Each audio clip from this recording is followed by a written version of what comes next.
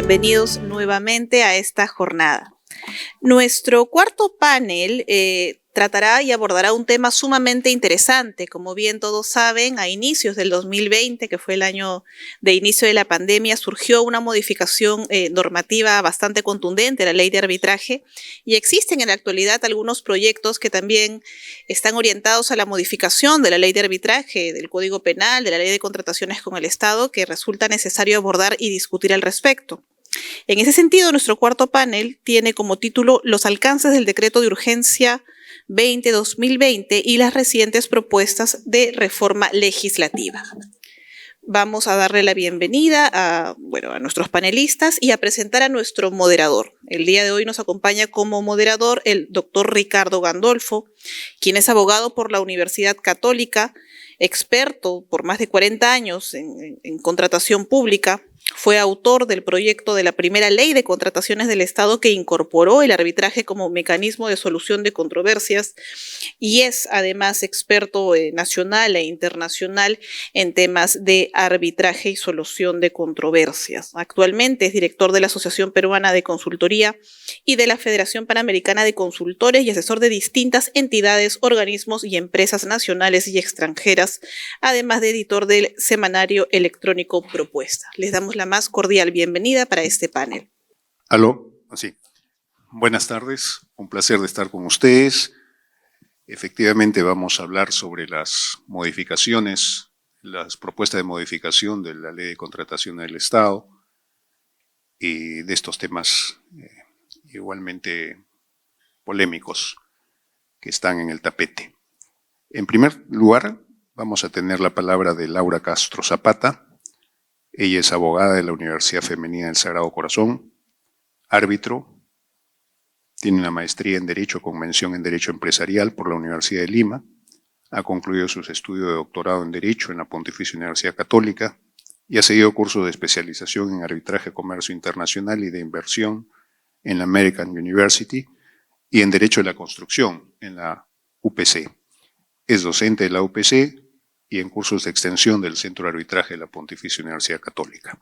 Laura nos va a hablar sobre la habilitación de la competencia del Poder Judicial en el proyecto 2736-2022 enviado por el Poder Ejecutivo al Congreso de la República.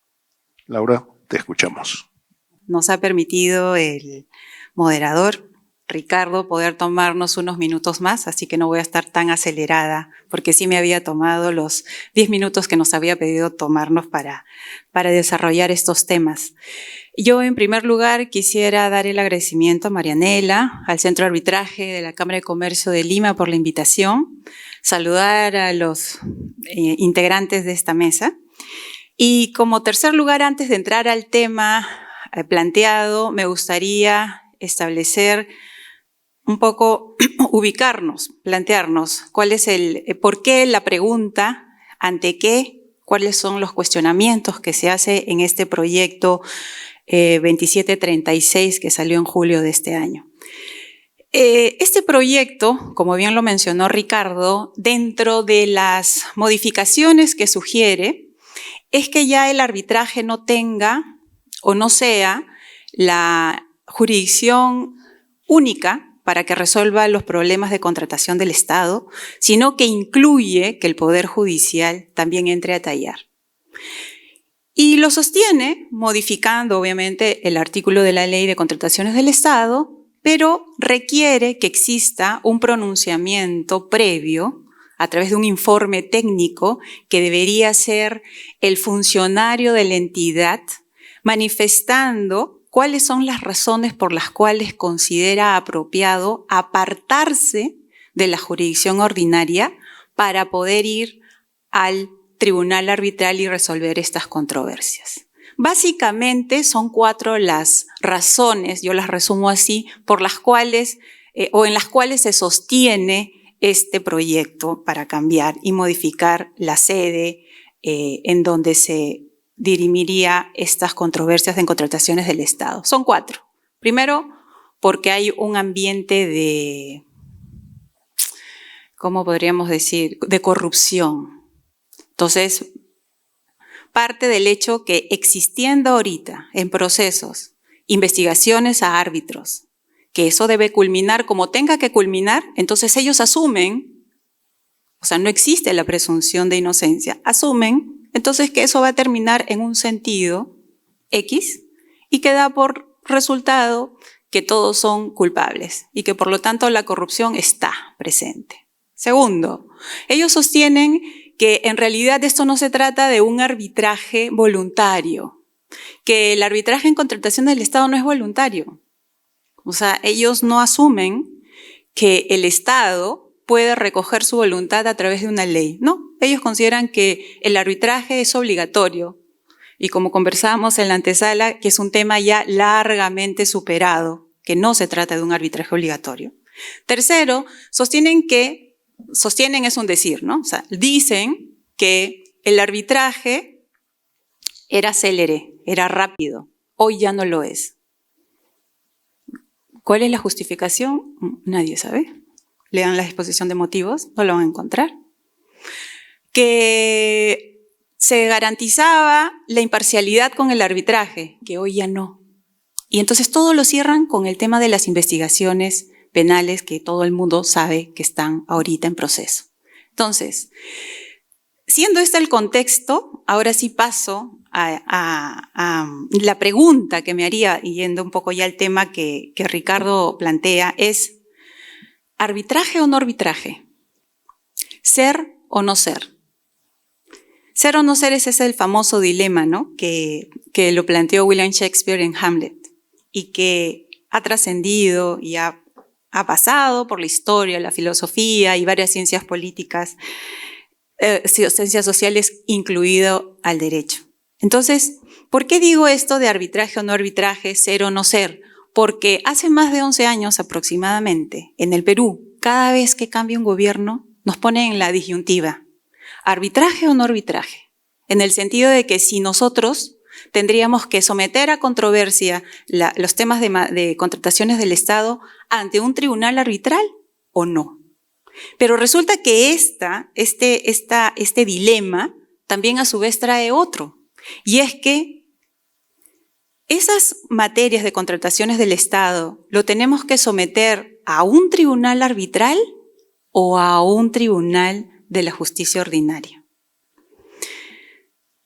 En estos breves minutos voy a tratar de precisar el por qué considero que el arbitraje debe seguir siendo la única vía, jurisdicción arbitral, la única vía reconocida constitucionalmente para poder tratar y dirimir estas controversias en materia de contrataciones del Estado.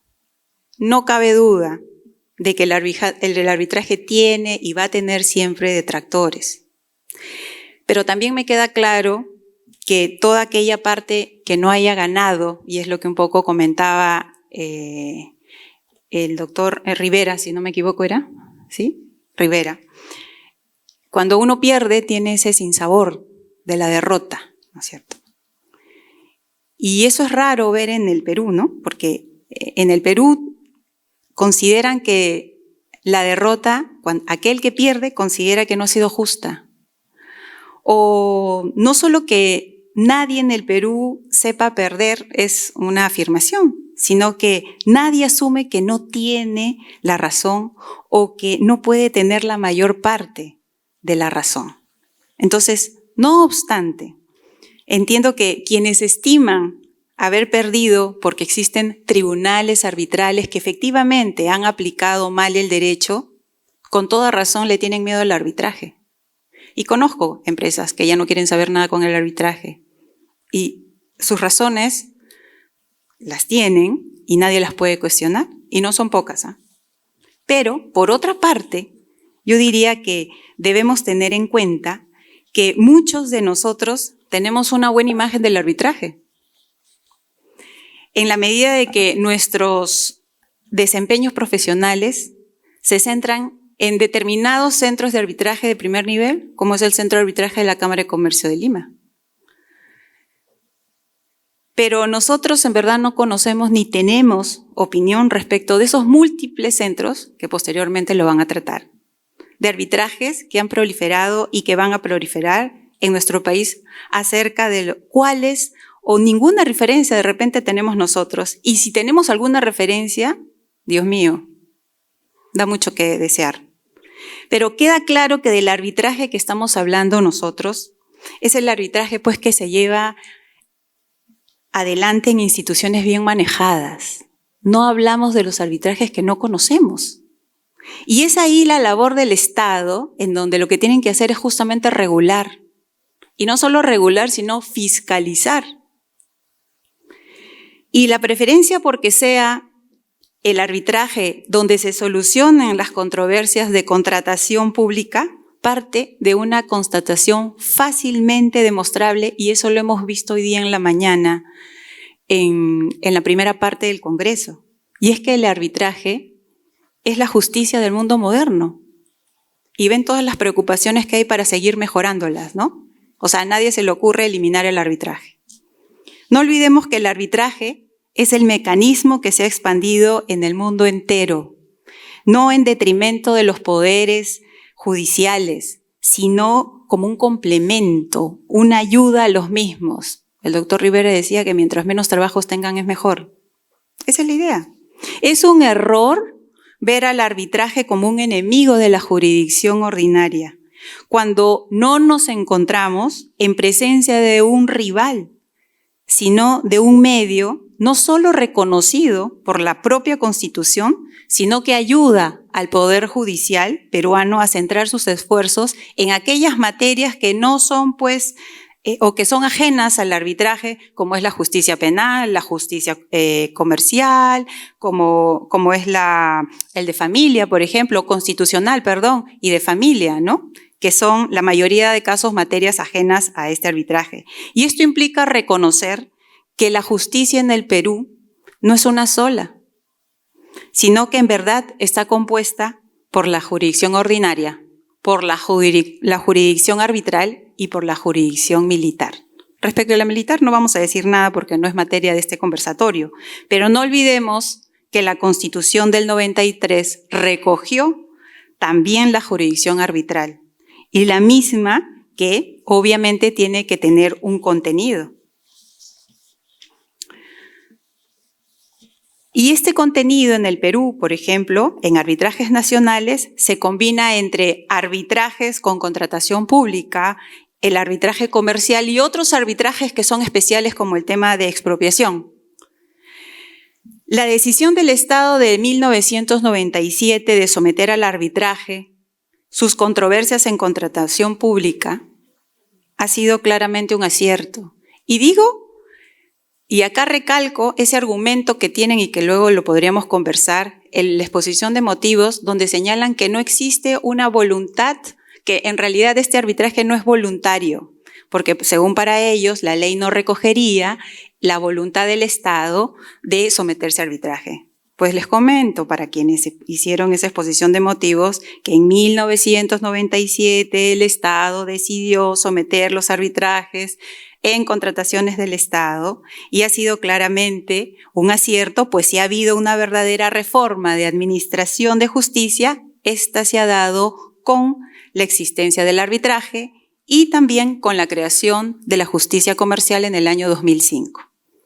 Digo esto porque en la medida que, salvo estos dos temas o dos reformas puntuales, no ha existido una verdadera transformación de la administración de justicia, la misma que sigue teniendo pues sus deficiencias, y no por eso la vamos a extinguir, sino que simplemente hay que mejorarlas. Y por lo demás, la justicia arbitral es una justicia sometida a un ulterior control a través de los recursos de anulación del laudo, que hace poco, me parece en la mesa anterior, lo tocaron. Y ulteriormente, con respecto a la resolución judicial que justamente pone fin a ese proceso de anulación, cabría también un proceso de amparo. Debo precisar que con respecto a la modificación del Código Procesal Constitucional del 5 de octubre, hace unos días, creo que tal reforma, infeliz en su texto, por cierto, debe ser siempre interpretada de acuerdo a los precedentes vinculantes del caso María Julia. Ahora, entonces, existiendo este ulterior control judicial de los laudos arbitrales, nos preguntamos, entonces, ¿qué sentido tiene pues pensar en eliminar los arbitrajes en contratación pública?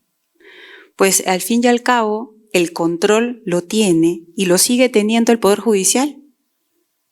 Acabamos de escuchar cómo controlan. ¿Cuántos laudos anulados tienen? Lamentablemente, ¿no? No me corresponde efectuar una comparación en torno a la calidad de la justicia arbitral ni en torno a la calidad de la justicia judicial, que justamente el doctor Rivera comentaba. Tampoco él dijo que no era un tema de calidad de justicia, porque eso realmente sería temerario. Pero lo que sí corresponde precisar es que la justicia arbitral constituye una de carácter especializado, que es otra de las cualidades del arbitraje, y que tanto el Estado como los particulares que contratan con él pueden designar al árbitro, tema que también se ha tocado aquí, a su conveniencia, al árbitro que consideren que va a representar mejor y que va a poder resolver de mejor manera el caso.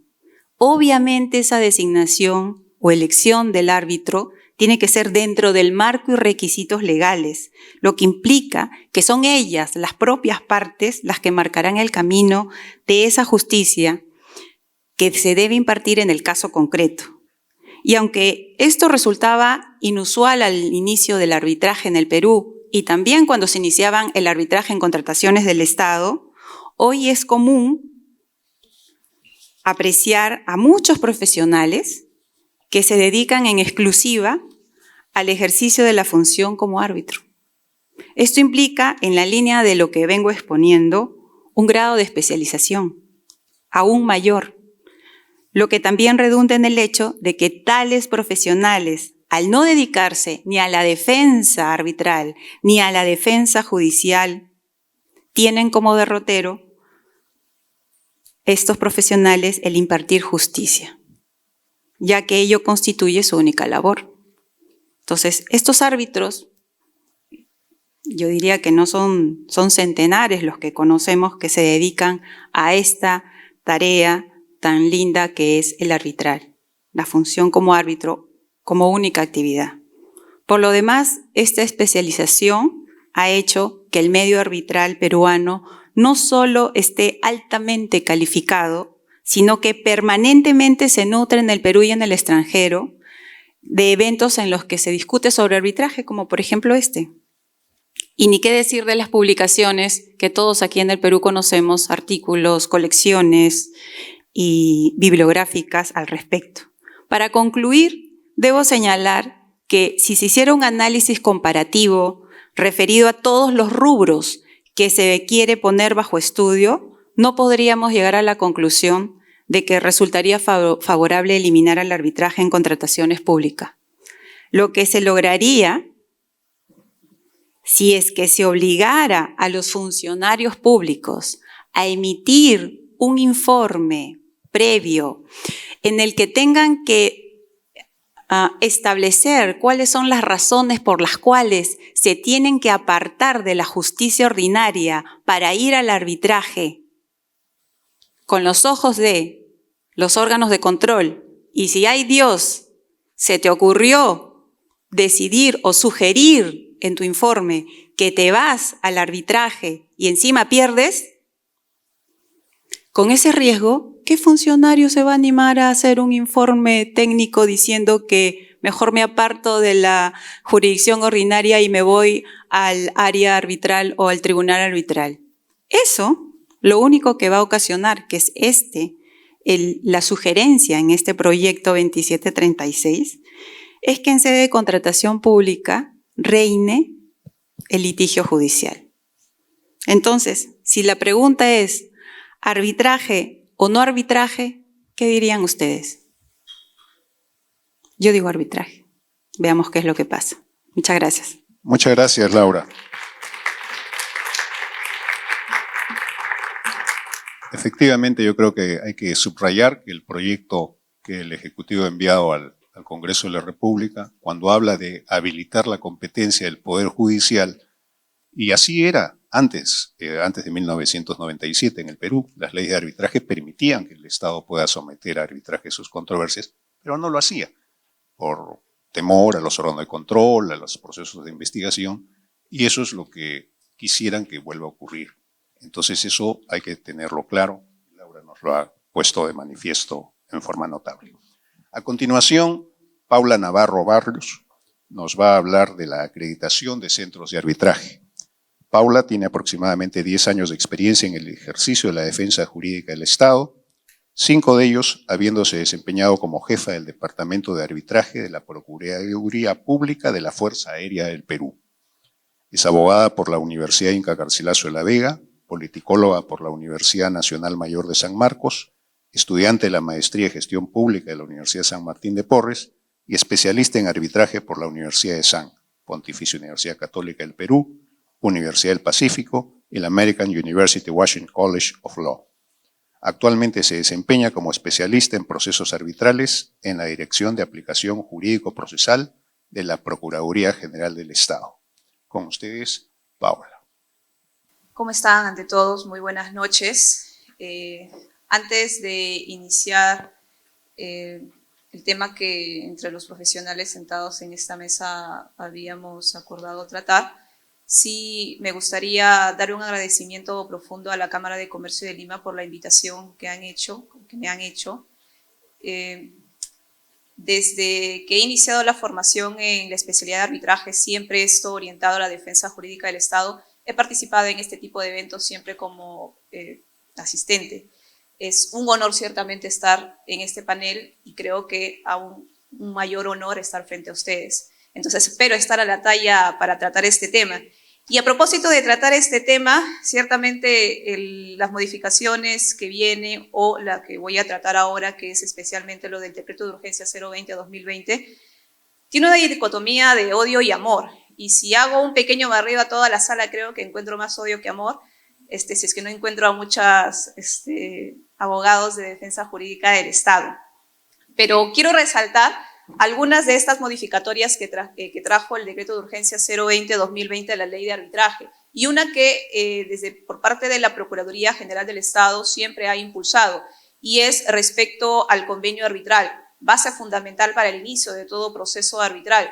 Los que estamos en la práctica procesal del arbitraje, tanto del sector privado, tanto del sector público, sabemos de la problemática que puede traer una mala redacción del convenio arbitral. Y esto nosotros, desde la PG, lo hemos visto reflejado, lo hemos estado exponiendo aproximadamente desde el año pasado, en la que hemos enviado comunicaciones a las procuradurías públicas, este año ciertamente a los mismos titulares de las entidades, solicitando de que sean los procuradores públicos, en coordinación con las áreas pertinentes a cargo de las redacciones de los contratos, que participen en la redacción del convenio arbitral, porque la mala redacción, insisto nuevamente para los que estamos dentro de la práctica procesal, ha traído muchos problemas, y creo que podría enumerarlos y sobrarían varios de estos. La participación del procurador público lo que puede evitar es la aplicación de este artículo 226 del reglamento de la Ley de Contrataciones con el Estado, la que señala que si es que las partes no han designado a una institución arbitral, esta podrá ser llevada ante cualquier institución arbitral.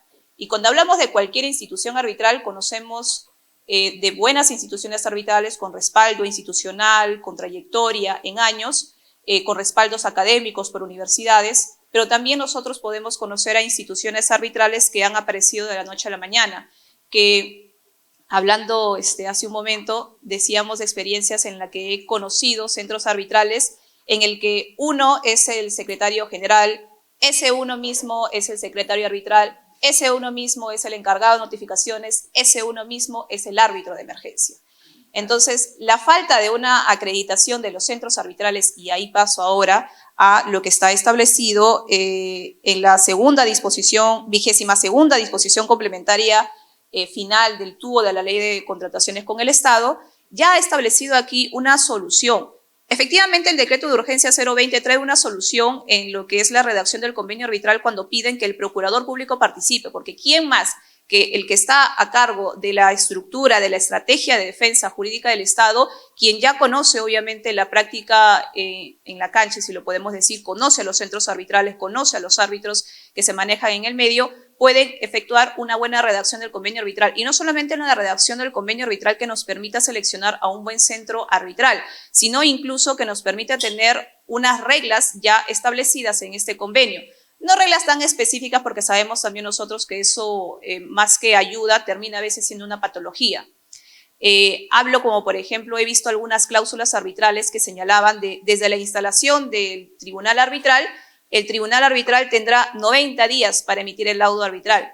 Eso ya es un horror. Entonces, la redacción del convenio arbitral no solamente nos permite el buen inicio de un proceso arbitral, sino también la ejecución, la continuación de este proceso y también, obviamente, la conclusión de este proceso arbitral. Entonces, una de las primeras soluciones que se tiene en esto es la participación del procurador público, conocedor en temas de arbitraje. Pero esta es una solución que se daría a partir justamente de la participación del procurador público en la redacción del convenio arbitral, es decir, a partir de la suscripción de este contrato en adelante. Pero ¿qué hacemos con los contratos que actualmente ya se encuentran redactados, firmados y donde las partes no han acordado la designación de un centro arbitral? Ahí es donde encontramos esta pequeña piedra, si lo podemos decir, pequeña piedra lamentablemente puesta por el mismo legislativo y ejecutivo, que es este artículo 226. Hemos visto muchos casos desde la Procuraduría General del Estado en el que el Estado se ha visto, que normalmente es el demandado, se ha visto llevado a procesos arbitrales administrados por instituciones que en principio no entrarían en la calidad de las partes han acordado este centro arbitral, porque definitivamente las partes no lo han acordado, pero ciertamente la norma lo ha habilitado. Uno de los casos que puedo comentarles, obviamente sin señalar a ninguna de las partes, era de este centro arbitral que emite una medida cautelar de emergencia, punto aparte, no existía facultad entre las partes para el advertido de emergencia, pero bueno, está ahí la disposición por parte de este centro y este árbitro, pero lo más preocupante era de que la petición de la medida cautelar de emergencia fue presentada cuando este centro arbitral no tenía un reglamento o no tenía una directiva de árbitro de emergencia. Esta directiva es aprobada posterior a la solicitud presentada por la parte solicitante. Entonces, este tipo de actuaciones de centros arbitrales nos hace decir, necesitamos la acreditación de centros arbitrales. Hemos ordenado, creo, mucho por parte del Estado, filtros en lo que son los árbitros que son designados por parte del Estado, lo que es el RNAOCE. Ciertamente creo que esto podría mejorarse para que esta lista crezca aún más. Actualmente esta lista es una de 150 árbitros para los cientos o miles de procesos arbitrales que el Estado tiene a su cargo. Entonces, aquí es donde les menciono sobre esta solución a la acreditación de los centros arbitrales, que también es uno de los puntos que ha sido traído en este proyecto de ley que pretende modificar la ley de arbitraje, la ley de contrataciones y la 27584. Y aquí propone de que sea el MINJUS aquel que se encargue de acreditar a los centros arbitrales. Asumo yo que esta propuesta va orientada más a la experiencia que tiene el MINJUS en lo que es la acreditación de los centros de conciliación. Pero no hay que obviar que en realidad ya la norma ha establecido quién sería la entidad a cargo de designar a la autoridad para la acreditación de los centros arbitrales, y es el artículo que hace un momento les estaba señalando, que es la 22ª disposición complementaria final del tubo de la ley de contrataciones, y esta tarea lo tiene a cargo la PCM. Es una tarea que tiene a cargo para poder ordenar también lo que es la acreditación de los centros arbitrales. Nosotros estamos asumiendo de que esta tarea está siendo analizada, evaluada por nuestros órganos rectores, pero ciertamente es algo que se necesita de manera muy urgente. Y esto, a propósito de los casos que hace un momento les estaba comentando y otros más que hemos visto desde la Procuraduría General del Estado, necesita una atención inmediata que una vez designado a esta entidad a cargo de la acreditación de los centros arbitrales, podríamos traer nuevamente en vida aquella directiva que en su momento la OCE tuvo a bien emitir, que fue la 19 del 2016, que lamentablemente nunca se implementó, pero creo que era una de muy buenas soluciones y alternativas de un ordenamiento en lo que es la jurisdicción arbitral, sobre todo siempre en lo que voy a mencionar esto es enfocado cuando el Estado es parte en un proceso arbitral. Las regulaciones, los filtros que deben de pasar estos centros arbitrales. Comento nuevamente otro caso para que se pueda ver tal vez incluso la motivación, no justificación, motivación incluso de por qué estos proyectos de leyes, uno que pretende, bueno, que ya han logrado habilitar el amparo contra los laudos arbitrales. Recordemos que el proyecto de ley incluso traía también sobre el amparo contra decisiones distintas al laudo, o ahora este proyecto que también pretende modificar la ley de contrataciones con el Estado, la ley de arbitraje y la 27584, habilitando una subespecialidad en el Poder Judicial para que puedan resolver todas las controversias que deriven del Estado. Bueno, siento que todo esto en realidad surge a propósito de toda esta inestabilidad y proliferación de centros arbitrales que se han abierto, llevando al Estado a su entendimiento, a su análisis, entiendo yo, de un perjuicio terrible en la emisión, creo, descontrolada de medidas cautelares de emergencia, aperturas de muchos procesos arbitrales en contra del Estado. Entiendo yo, insisto, esto justificante, no necesariamente en lo correcto, pero creo que esto tendría que ser también una materia de análisis en ver la participación que ha tenido el Estado en el arbitraje, que en un momento quisiera tocarlo. Pero quería, no, insisto, no es como justificante, pero para entender la motivación de estos proyectos de ley. Otro ejemplo que también hemos recogido desde la Procuraduría, y creo que es uno de los que más me he sorprendido. Este centro, bueno, esta entidad, en el contrato que ha surgido las controversias, este convenio arbitral sí cumplía con unas formalidades y unas bases para que el proceso arbitral pueda llevarse a cabo. Tenía una institución arbitral reconocida en su zona que iba a administrar los procesos arbitrales. Iniciaron procesos arbitrales y este centro arbitral los estaba administrando. Pero surge un momento en la ejecución de este contrato en que con un control posterior se emite la decisión de declarar la nulidad de este contrato. El contratista, a efectos de evitar la ejecución de las garantías de adelanto directo y adelanto de materiales, según el criterio de la entidad que debería de hacerlo, lo que hace es, va a iniciar ahora una nueva controversia sobre la nulidad de este contrato. Pero para evitar la ejecución de estas cartas fianzas, las que he mencionado hace un momento, quiere presentar su medida cautelar de emergencia porque había analizado, me imagino, que no podía encontrar o no iba a poder obtener una medida cautelar por parte del Poder Judicial. Ve entonces, para su análisis, que sí lo podría obtener ante una medida cautelar de emergencia. Pero el centro arbitral que estaba acordado en el convenio no tenía el servicio de medida cautelar de emergencia. Lo que hace el contratista es, desde la ejecución y la entidad con la que está participando, que se encuentra al sur de nuestro país, se va hasta el norte del país para presentar una medida cautelar de emergencia ante un centro arbitral que no fue pactado por las partes y otorgándose entonces por parte de este centro arbitral la medida cautelar de emergencia, paralizando varios de millones de soles en la no ejecución de estas garantías de adelanto directo y adelanto de materiales. Comento este caso porque son realidades que nosotros hemos visto desde la defensa jurídica del Estado, en el que podemos ver la problemática que existen en estos momentos por estos centros arbitrales que se han aperturado, que se toman, no quisiera decir la parte de convalidan o se aferran, pero se toman como válidas la administración de los procesos arbitrales que ellos tienen en aplicación del artículo 226. Aún incluso vi en alguna de estas resoluciones cuando esta entidad presentó la oposición a la administración de este centro, que ellos también invocaban de que ellos sí son acreditados, sí son un centro acreditado. Y nosotros en audiencia decíamos, ¿quién te ha acreditado a ti como centro arbitral? Y mencionaban que ellos estaban acreditados porque están inscritos en el RENACE. Recordarles entonces que el RENACE en realidad es un registro estadístico de todos los centros arbitrales y de todos los árbitros. Es más, la misma directiva por parte del MINJUS hace señalado de que esto es voluntario. En el RENACE, y este era un punto que también quería mencionar, tenemos 161 centros arbitrales registrados. En el RNAOCE tenemos 150 árbitros acreditados. Hay más centros que árbitros. Este es un punto muy interesante a tratar e insisto nuevamente, aquí hay una tarea muy importante por parte de nuestras autoridades de ya designar a una autoridad a cargo de la regulación de los centros arbitrales, que creo yo que con esto y ordenándose las casas podría en algún sentido parar esta suerte de modificatorias que están trayendo en su momento, que posiblemente estas modificatorias no estén viendo algunos otros logros que ciertamente sí ha tenido el Estado cuando participa en arbitraje.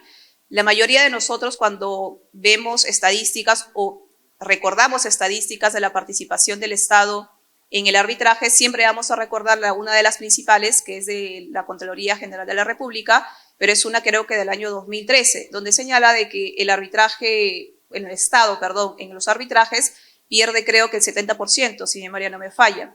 Bueno, también ese es otro tema que nosotros estamos encargándonos desde la Procuraduría General del Estado, y en un último análisis que nosotros estamos haciendo y que ya vamos a sacarlo esto a todos los medios, de los laudos analizados del año 2020 y 2021, y se encuentra todavía un tramo de lo que es este semestre del 2022, tenemos un 51% de laudos arbitrales a favor del Estado.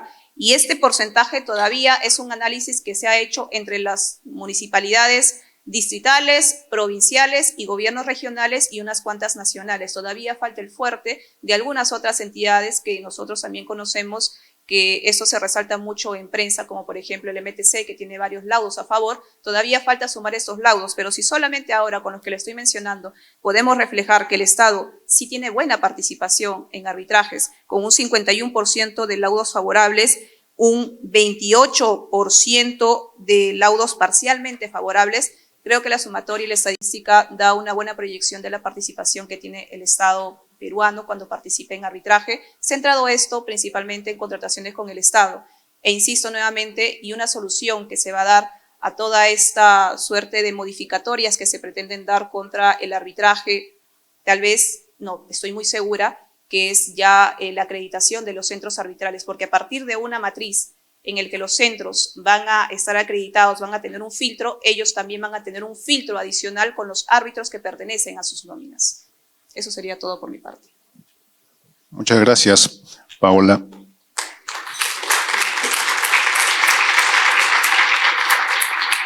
Efectivamente, el tema de la acreditación de los centros de arbitraje es una tarea pendiente, que hay que hacerla, totalmente de acuerdo.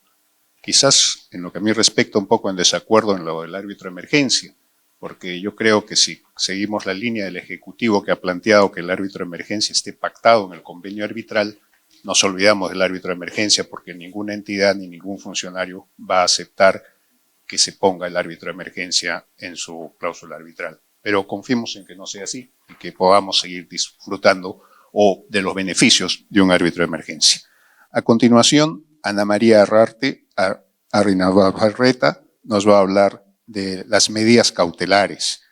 Ana María lidera el área de prevención y solución de controversias en el estudio Echecopar, asociado a Baker McKenzie International, que contempla tanto arbitrajes como litigios judiciales. Cuenta con más de 25 años de reconocida experiencia liderando procesos judiciales y arbitrales de alta complejidad en los campos de la energía, infraestructura e inversión, entre otros, tanto nacionales como internacionales. Su participación es solicitada constantemente como árbitro y es miembro de las más prestigiosas instituciones de arbitraje. Su experiencia como abogada en solución de controversias, arbitrajes y litigios judiciales es altamente reconocida en el mercado legal por los directorios legales, colocándola en la primera banda en las materias de su especialidad. Con ustedes, Ana María. Muy buenas tardes con todos. Muchas gracias al Centro de Arbitraje de la Cámara por invitarme, a Marianela por tenerme presente, a todos ustedes por estar acá. Creo que es muy importante y sé que tenemos mucho que dar, mucho que dar. Por mi lado, me ha tocado el tema sensible, que es el de las medidas cautelares y las modificaciones a propósito del Decreto de Urgencia 020 y los proyectos posteriores. Voy a tratar fundamentalmente el último, que creo que es el que puede traer una mayor preocupación para todos nosotros. Y veamos, en todo caso, en qué medida lo que ha ocurrido es lo correcto. ¿A qué voy? Esta norma, que el origen está sin duda en el Decreto de Urgencia 020, es una norma hecha a propósito de lo patológico. O sea, se regula a partir de lo que está mal. O sea, a partir de todo lo que no funcionó, se genera una distorsión en toda la institución, en toda la regulación. Entonces, veamos si es que ese es el camino, o en todo caso, si no estamos frente a una situación en la que el remedio termina siendo peor que la enfermedad. Analicemos en todo caso cuáles son los cambios y a partir de allí vemos si estamos en lo correcto, si seguimos en esa línea o tal vez podemos virar un poquito hacia otra posibilidad.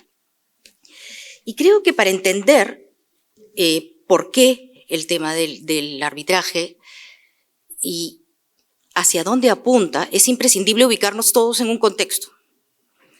El arbitraje finalmente fue una pauta importante, un mecanismo de solución de controversias, importante en un contexto en el que lo que el Estado quería era fomentar inversiones, fomentar el crecimiento, las grandes obras de infraestructura, el comercio, etcétera, que eran imprescindibles para un desarrollo del país.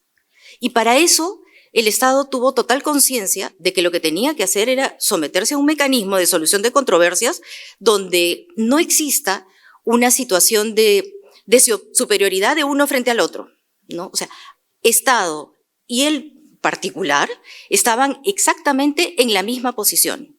Y esa es la ventaja o el ingrediente adicional que motivó determinadas certezas, determinadas seguridades, para que finalmente un inversionista decida, evidentemente en todo proyecto va a haber conflictos, eso es inevitable. Y me someto a un mecanismo de solución de controversias que va a ser pronto, o por lo menos considerablemente más rápido de lo que sería en el Poder Judicial por la tremenda carga que tienen. Voy a tener la oportunidad de escoger determinados árbitros o seleccionar árbitros en función de sus especialidades. Y un dato que es súper importante, el Estado va a cumplir sus decisiones. Este tema era absolutamente medular. Porque de nada nos sirve un mecanismo rápido o un mecanismo largo si al final sale la sentencia o el laudo y simplemente no se cumple. No se cumple. Lamentablemente, lo que viene ocurriendo en esta última etapa es que el Estado no cumple. Cuando sale una sentencia y se le ordena un pago, yo no lo voy a cumplir y ahora con todos los mecanismos de control y todo, no, a mí que venga el juez y me ordene por último, yo no lo voy a hacer. Y todos sabemos lo que implica cobrarle al Estado. Ganamos un arbitraje, tenemos un laudo y ahora empieza la ejecución. Empieza la ejecución y la ejecución en el mejor de los casos son sus 6 años. En el mejor de los casos, porque el Estado tiene 5 años para ver si me paga o no me paga y cómo me paga. O sea, casi hay que apostarle a que se le pase el plazo para que no me diga cómo me va a pagar en esos 5 años, a ver si así lo podemos embargar. Pero es bien importante que el tema de cumplimiento de las decisiones, del respeto de las instituciones, es un elemento clave para asegurar el desarrollo. Y el arbitraje estuvo diseñado esencialmente para eso. A ver, veamos si esto me funciona. Sí. El tema que vamos a ver es las cautelares. ¿Y cuál fue el propósito? Principalmente vamos a hablar del 020 y los proyectos es el último. Lo que pretende, y aquí claramente es a lo que me refería con el tema de lo patológico, ¿no? Evitar el uso indebido y abuso de las medidas cautelares que afecten de manera innecesaria las inversiones del Estado, ¿ok? Y la continuación de obras públicas, ¿ok? Esto es el objetivo de la norma, evitar estas situaciones. Y sin duda todos queremos que se evite el abuso del derecho. Todos queremos que se eviten prácticas indebidas. Pero veamos si el mecanismo para eso es el adecuado. Un punto que no lo tenemos muy mapeado porque parece intrascendente, que no genera muchas olas, pero creo que sí es importante, pasa por algunos cambios vinculados, por ejemplo, a una propuesta de cambios vinculados a la competencia territorial para el dictado de medidas cautelares. Me refiero al dictado de medidas cautelares judiciales, las dictadas previas al inicio de un proceso arbitral. ¿Y qué teníamos? Bueno, el decreto de urgencia 020 felizmente no tocó ese tema, con lo cual se seguía aplicando la ley de arbitraje en los términos que lo conocemos, y el juez competente era el lugar de ejecución o el lugar donde las medidas debían producir su eficacia. esto es importante. No es correcto que teníamos o tenemos en la ley de arbitraje una legislación que permite que pueda ir a cualquier juez de cualquier lugar del territorio nacional a conseguir una medida cautelar que voy a hacer oponible en arbitraje. Eso tampoco se puede, eso no se puede.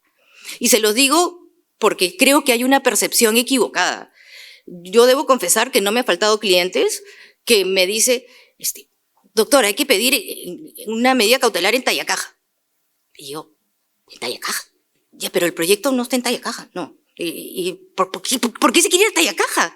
Y me dice, no, es que ahí hay un juez que me dice que ha concedido una medida cautelar para un caso igualito, entonces vamos y le pedimos. Oiga usted, o sea, se equivocó de abogado, ¿no? O sea, canalice, aquí no es, ¿no? Y pasa, pero por si acaso, eso no es algo que se permite tampoco con la ley de arbitraje vigente, ni siquiera con el 020, que felizmente ese tema no lo tocó. La idea es, el único juez que puede dictar una medida es aquel del lugar donde se va a ejecutar la medida o donde va a ser eficaz la medida. ¿Ok? Ese era el norte, no cualquiera. ¿Qué viene después? Lo que viene después, y este es el proyecto que particularmente creo que es peligroso, lo que dice es, no, ya no. Cuando la medida va a afectar al Estado, tienes que ir en realidad al domicilio, ojo, principal de la parte sobre la que recae la medida, que evidentemente es el Estado. O sea, probablemente terminemos, en los casos del MTC, así la obra esté en Chumbivilcas, voy a pedir la medida cautelar en Lima, ¿no? Claro, probablemente la pida en Lima, y la pregunta es, ¿y cómo hago eficaz eso, no? O sea, le voy a pedir al juez de aquí, de Lima, que me haga un exhorto para el juez de Chumbivilcas y que allá se pueda ejecutar. O sea, pregunto, ¿esto no afecta la eficacia de la medida? Y particularmente considero que aquí no estamos frente a una situación donde queremos evitar una práctica indebida. Ese no es el caso. Aquí, finalmente, estamos en un supuesto donde lo que queremos es generar determinadas facilidades al Estado para que tome conocimiento de la medida, y por eso dicen el domicilio principal. Pero lo más grave de todo esto es una sanción que aparece como la frase muletilla de todas las modificaciones en el proyecto que se ha planteado de julio. Y la muletilla es: se sanciona con nulidad de pleno derecho. O sea, cualquier decisión que no cumpla con esto es nula de pleno derecho. ¿Ya? ¿Y qué significa eso?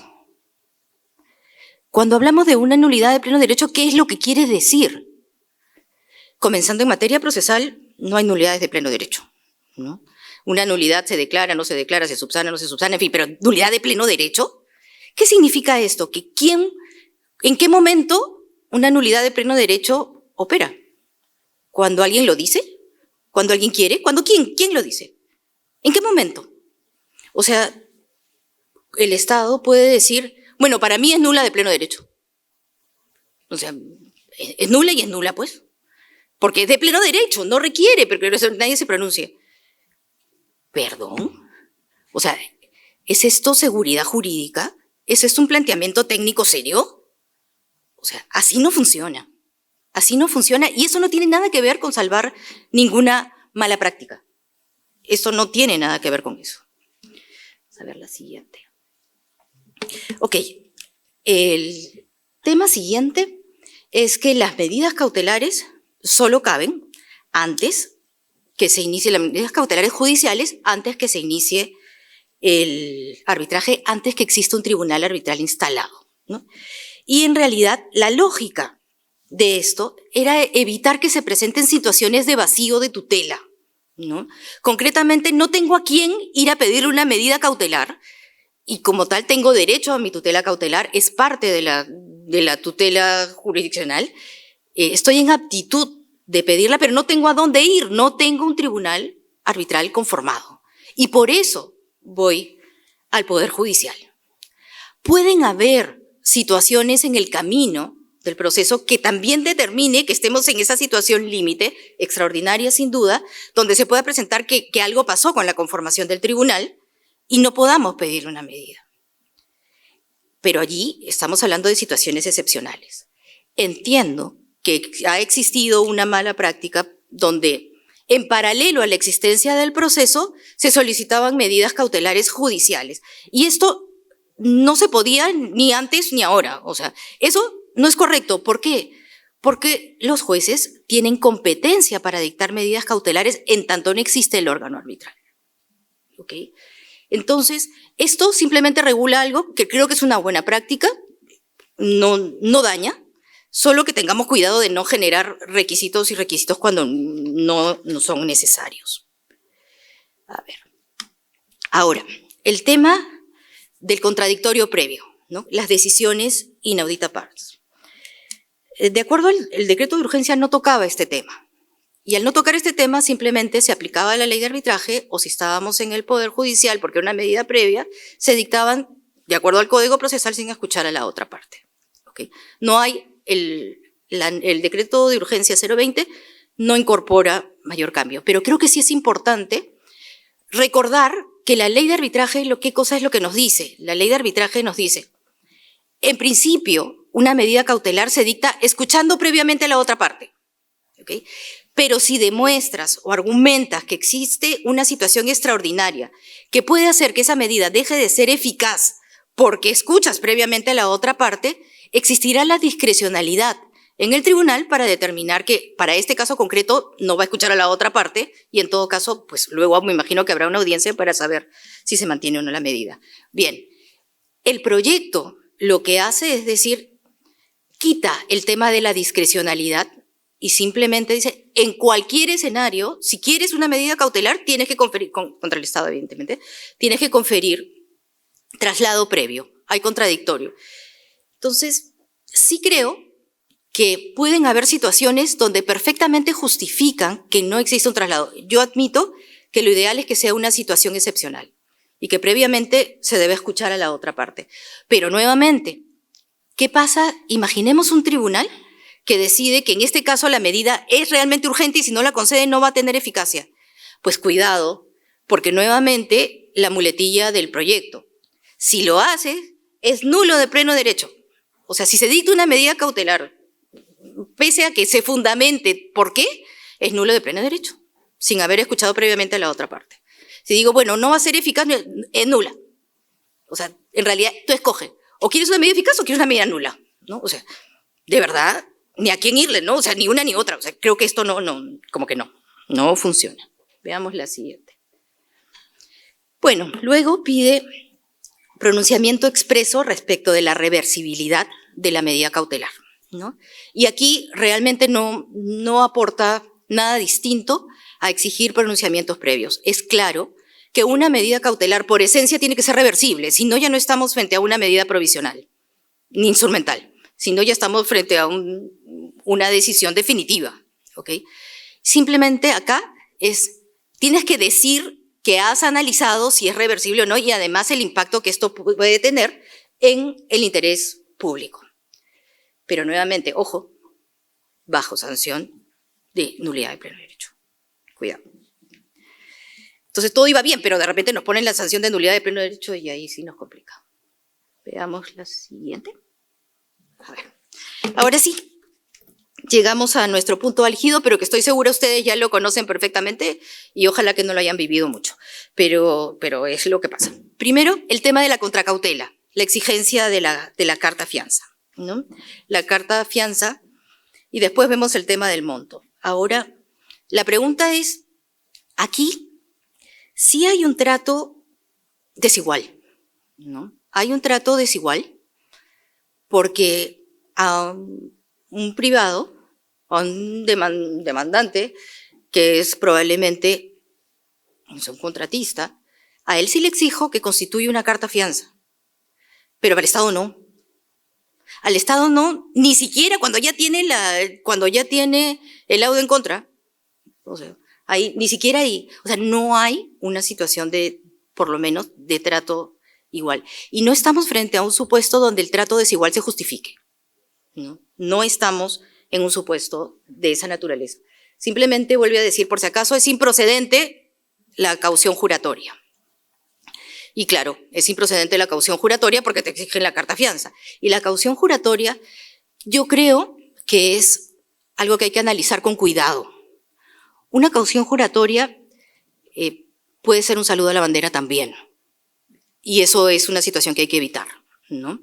Una caución juratoria es, te juro que te pago, ¿no? Si te causa un perjuicio, yo te juro que te voy a pagar. Pero, ¿con qué vas a pagar? Con todo lo que tengo. Todo.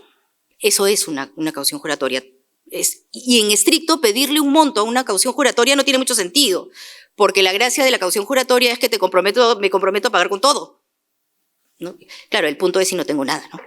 Entonces, sí creo que eso es un punto que hay que considerar. Pero cuando se trata el tema del monto de la fianza, aquí sí creo que hay un dato importante. Exigir, como ocurre ahora con el decreto de urgencia, el mismo tratamiento para todo, y si quieres dar una fianza, la fianza tiene que ser no menor al equivalente de la fianza de garantía de fiel cumplimiento, eso sí es una barbaridad, porque no tiene ninguna relación con la medida cautelar que pido ni con el perjuicio que puedo causar. De hecho, ya está garantizado con una carta fianza.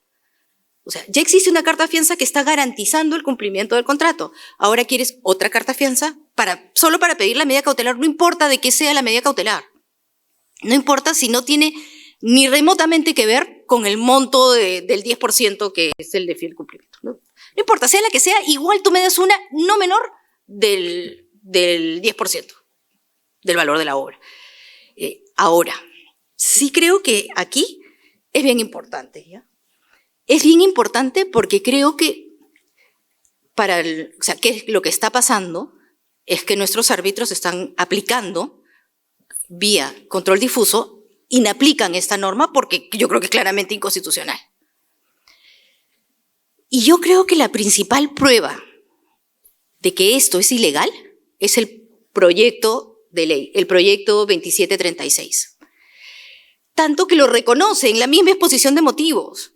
Dice, puede pasar que la medida cautelar que se solicite no tenga la magnitud del 10% del valor de la obra, y en ese caso lo que corresponde es graduar eso, porque si no puede ser una decisión abusiva.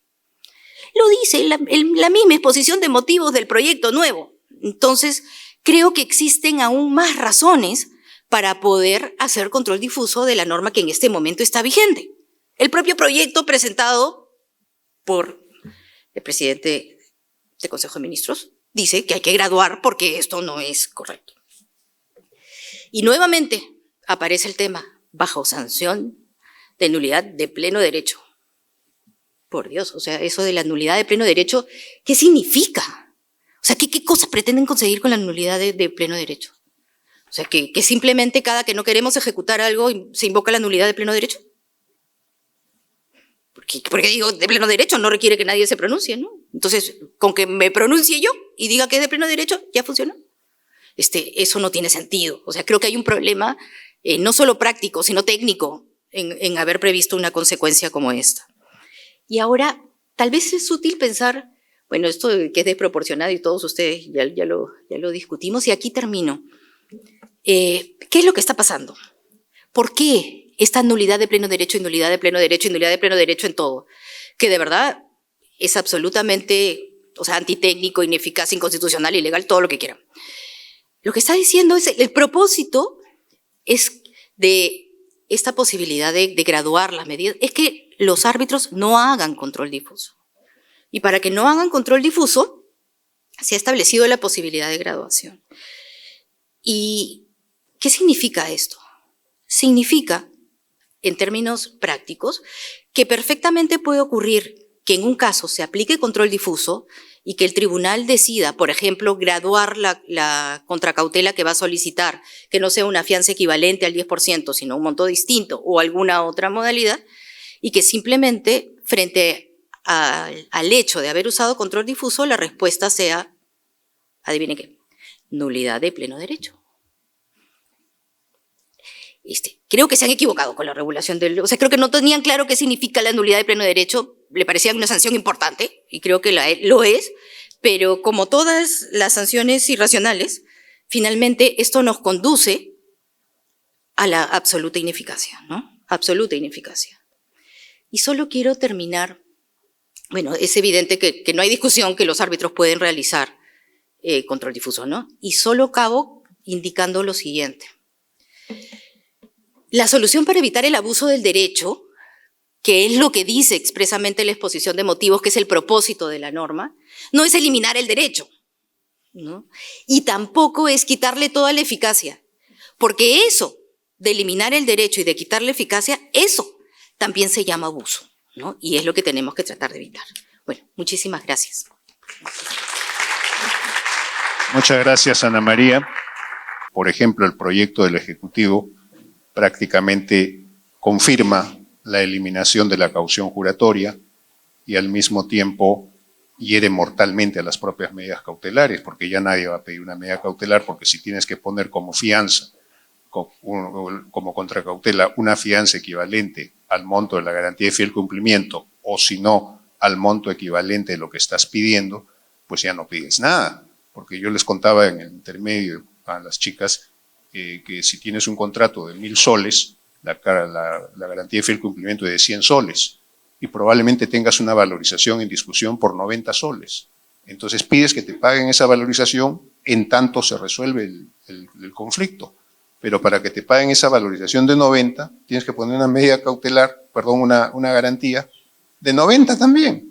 Y encima los bancos te piden que tengas los 90 depositados en el banco.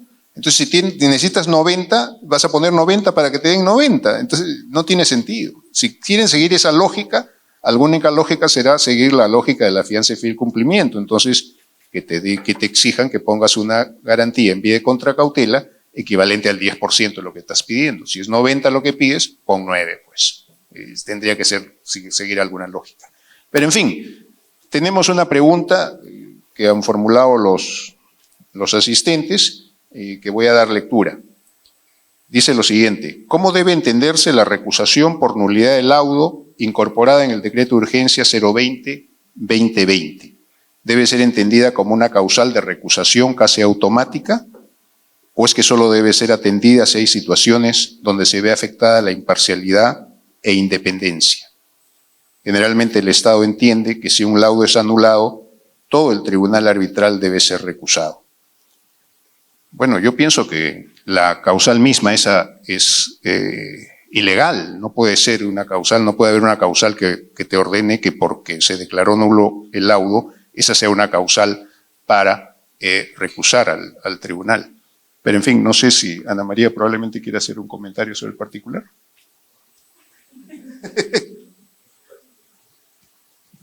Sí, bueno, en realidad yo creo que la nulidad del laudo en sí ya es restrictiva.